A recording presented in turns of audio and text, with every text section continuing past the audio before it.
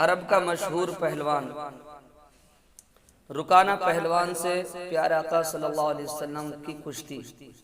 عرب کا مشہور پہلوان رکانہ آپ کے سامنے سے گزرا، آپ نے اس کو اسلام کی دعوت دی۔ وہ کہنے لگا، اے محمد صلی اللہ علیہ وسلم، اگر آپ مجھ سے کشتی لڑ کر مجھے پچھاڑ دیں تو میں آپ کی دعوت اسلام کو قبول کر لوں گا۔ حضور اکرم صلی اللہ علیہ وسلم تیار ہو گئے اور اس سے کشتی لڑ کر اس کو پچھاڑ دیا۔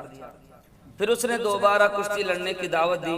آپ نے دوسری مرتبہ بھی اپنی پیغمبرانہ طاقت سے اس کو اس زور کے ساتھ زمین پر پٹک دیا کہ وہ دیر تک اٹھ نہ سکا، اور حیران ہو کر کہنے لگا، اے محمد صلی اللہ علیہ وسلم، خدا کی قسم آپ کی عجیب شان ہے کہ آج تک عرب کا کوئی پہلوان میری پیٹھ زمین پر نہیں لگا سکا، مگر آپ نے دم زدن میں مجھے 2 مرتبہ زمین پر پچھاڑ دیا۔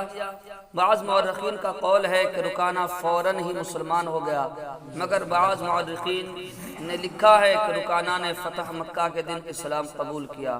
واللہ تعالی عالم۔ زرقانی جلد 4 صفحہ نمبر 291۔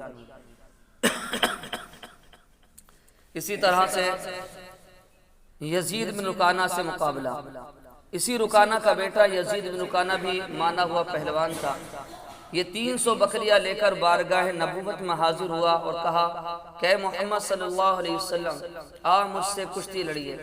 آپ نے فرمایا کہ اگر میں نے تمہیں پچھاڑ دیا تو تم کتنی بکریاں مجھے انعام میں دو گے؟ اس نے کہا کہ 100 بکریاں میں آپ کو دے دوں گا۔ حضور صلی اللہ علیہ وسلم تیار ہو گئے اور اس سے ہاتھ ملاتے ہی اس کو زمین پر پٹک دیا، اور وہ حیرت سے آپ کا منہ تکنے لگا، اور وعدے کے مطابق 100 بکریاں اس نے آپ کو دے دی۔ مگر پھر دوبارہ اس نے کشتی لڑنے کے لیے چیلنج دیا۔ آپ نے دوسری مرتبہ بھی اس کو پیٹھ زمین پر لگا دی۔ اس نے پھر 100 بکریاں آپ کو دے دی۔ پھر تیسری بار اس نے کشتی کے لیے للکارا۔ آپ نے اس کا چیلنج قبول فرما لیا اور کشتی لڑ کر اس زور کے ساتھ اس کو زمین پر دے مارا کہ وہ چت ہو گیا۔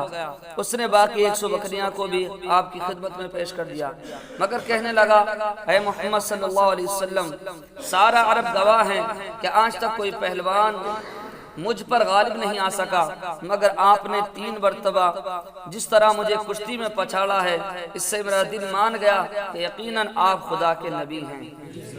یہ کہا اور کلمہ پڑھ کر دامن اسلام میں آ گیا۔ سبحان اللہ۔ حضور صلی اللہ علیہ وسلم اس کے مسلمان ہو جانے سے بے حد خوش ہوئے اور اس کی 300 بکریاں اس کو واپس عطا فرما دی۔ اسی طرح کے بہت سارے واقعات ہیں۔ تو حضور صلی اللہ علیہ وسلم کی جسمانی طاقت بھی حد اعجاز کو پہنچی ہوئی تھی، اور آپ نے اپنی اس معجزانہ طاقت و قوت سے ایسے ایسے محیر العقول کارناموں اور کمالات کا مظاہرہ فرمایا کہ عقل انسانی اس کے تصور سے حیران رہ جاتی ہے۔ غزوہ احزاب کے موقع پر صحابہ کرام جب خندق کھود رہے تھے، ایک ایسی چٹان ظاہر ہو گئی جو کسی طرح کسی شخص سے بھی نہیں ٹوٹ سکی، مگر جب آپ نے اپنی طاقت نبوت سے اس پر پھاوڑا مارا تو وہ ریت کے بھربھرے ٹیلے کی طرح بکھر کر پاش پاش ہو گئی، جس کا مفصل تذکرہ جنگ خندق میں